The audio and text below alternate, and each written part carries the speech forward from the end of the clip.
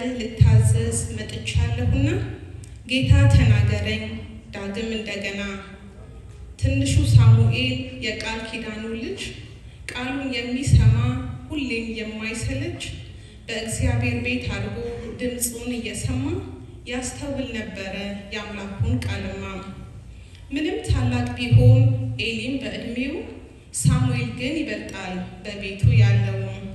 ሳሙኤል ሳሙኤል ብሎ እግዚአብሔር ሲጠራው በብዙ ልምምድ ድምፁን እየለየው እነሆኝ እግዚአብሔር ተናገር አለሁኝም አለው። እታዘዝሃለሁ ቃልህንም ተናገር፣ ተግሳጽ ይሁን ምክር ሁሉን ሰምቼ አቀርባለሁ። አንተ በል ብለኸኝ እንዴት ዝም እላለሁ? ቃልህንም ሰምቼ ተገብራለሁ። አንተ በል ብለኸኝ ለምን ዝም እላለሁ?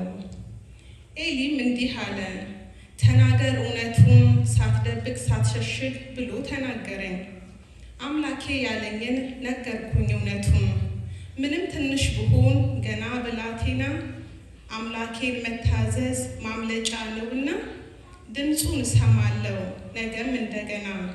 የእግዚአብሔር ቃልም ሕይወት አለውና። ጌታ ይባርካችሁ።